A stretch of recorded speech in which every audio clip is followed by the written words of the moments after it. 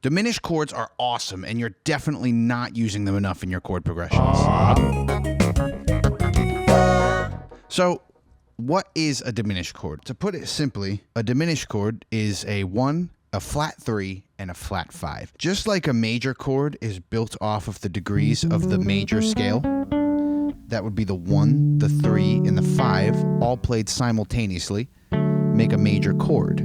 If you lower the third down a half step, you get a minor chord. And then if you lower the fifth down a further half step, you get a diminished chord. So those intervals are 1, flat 3, and flat 5. There's some very common diminished seventh chords, and that is the fully diminished seventh chord and the half diminished seventh chord. For the half diminished seventh chord, it's going to be 1, flat 3, flat 5, and flat 7. So there's your half diminished chord. And then for the fully diminished chord, it's going to be a 1, flat 3, flat 5, and a double flat 7. So, and harmonically a major 6. But in this case, it does function as a double flat 7, and that is the chord we're going to be really talking about today. The reason why they're so cool and the reason why they can work in so many different ways is because they're what we call a symmetrical chord. If you look at the intervals within the chord, they're all minor thirds.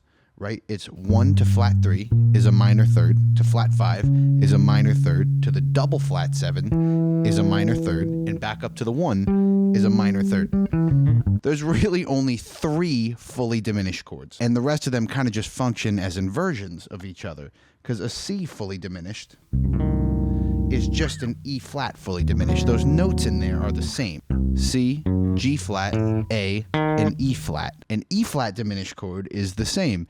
E flat, A, C, and G flat. It's just in a different inversion. And then if you take that up and start it on the flat 5, it's the same thing, and the same thing with the flat 7. And that works for a C. You move that whole thing up a half step, a brand new diminished chord, and then another one. But if you move it up again, you're right back up to E flat, right? So that C and that E flat chord are exactly the same thing. It's not like inverting a major chord, C, G, and E, right? Because then if you move it up to E, you're still not getting those notes of an E minor triad. If it's a diminished chord, it kind of works that way, where it's the same chord all the way up. And you can use that to your advantage in a lot of different ways that we're going to get into later. There's a lot of different scales you can use to play over diminished chords. They usually happen pretty fast. They're usually going to be used in passing, which brings us to our first type of diminished chord, the passing diminished chord. Now, there are 5 of them. There's the sharp 1 diminished, sharp 2, sharp 4, sharp 5, and sharp 6. And they are what they say they are. So say, for example, we are in the key of C. The 1 chord in the key of C is C. The 2 chord in the key of C is going to be a D minor. Now, you can go right from D minor to C if you want. C. It doesn't sound too bad. But if you throw in a passing diminished, that sharp 1 diminished, so that's C, a C sharp diminished, and then a D minor. And you can use those chords to move between those other diatonic chords within the scale. So the full thing, right, you have a C, we're on the 1 chord, sharp 1 diminished starting on C sharp, 2 minor, sharp 2 diminished starting on D sharp, the 3 minor, and then there's no sharp 3. She goes, it's a half step right to the 4. There is a sharp 4 that's going to move you to the 5, a sharp 5 that moves you to the 6, a sharp 6 that moves you to the 7, and then finally back to the 1 chord. Now, the other kind of diminished chord is called auxiliary diminished chords, and these are used on the 1 and on the 5, and also on the secondary dominants of the 5. So like the 5 of 2 and the 5 of 5, they can be used on those as well, but they're used to delay a resolution within a chord progression. In the key of C, that would be a C diminished, right, would be an example of an auxiliary diminished. You can have a 2-5-1 in the key of C, so D minor to G7 to C. Right? But if we put a C diminished in there before that C major to delay the resolution, it's kind of like a suspension, like how a sus chord, how the 4 can resolve back to that 3. It's the same deal, right? But instead, you get those two voicings, right? You get the minor third of that diminished chord that resolves up a half step to the major third, and you get that fully diminished 7 that resolves back to the 5. There's a really good example of these chords being used in a tune by Tom Waits called Drunk on the Moon. The opening couple of chords are C major, C sharp diminished, D minor, D sharp diminished, E minor, F, and then it goes up to that sharp 5 diminished to the A minor.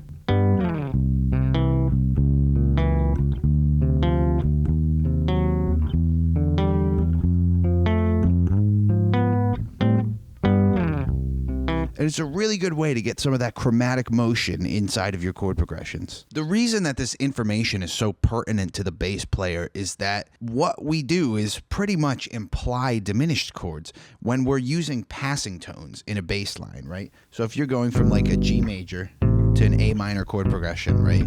You might think of walking up chromatically. When you're using chromatic approach notes, you might think of playing a bass line like this, right? Start on G to A. But you also might think of using a passing tone, right, to kind of walk up to that A minor. What that's doing is implying a sharp 1 diminished chord. The reason this works is because if you're playing a G major chord, G, B, and D, and that's 1, 3, and 5, starting from G, but you keep everything else the same and you just move that root note a half step, you end up with the G sharp diminished chord, the sharp 1 diminished, which leads you right into the 2. That's why those passing chromatic tones sound so good on the bass, and that's why they're so important to use in your bass lines, man. So this is where it really kind of starts to get off the chain a little bit. Say you have a chord progression that goes from C to B flat, the flat 7 chord. And if you're in the key of C, you could play some kind of sub 5 thing that goes down to that B flat if you want to. Or you can use a passing diminished chord, right? You could play a C, you could play a C sharp diminished, a sharp 1 diminished chord, and then resolve up to the B flat chord in its first inversion. And that works because of that bass note voice leading, right? So C, C sharp, and D. It's still the same thing, but now instead of functioning that D as the root of a D minor chord, it's functioning as the 3 of that B flat major chord. Right, so you get this really nice smooth sound. You can also continue that pattern and play more inversions. So you can keep that chord progression going, and it's all thanks to this root note voice leading that diminished chords make possible. So you have a C major, sharp 1 diminished to the flat 7 as we discussed, and then you can play the sharp 2 diminished, the D sharp diminished, but instead of moving to the 3 minor, we could move to the first inversion of the 1 chord, so C over E. But instead of this E functioning as the root note of the 3 minor chord, it functions as the 3 of the 1 chord. But in the bass, you get this nice chromatic pattern.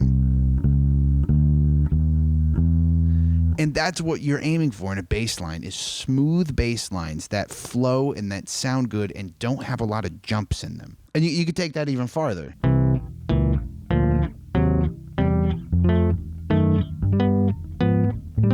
So I hope you can see that, like, it's really a rabbit hole you can fall into. Like, the power of these chords really is just kind of incredible when you think about it. And if you guys like this kind of content, make sure to subscribe, ding the bell, do the YouTube stuff. I've really been really happy with the growth we've been seeing in this channel, and the best way to support the channel is to just hit the like, subscribe, comment, engage. I'll always get back to you guys. I've been really enjoying reading the comments that you guys have been leaving. So thank you so much, and I will see you in the next one.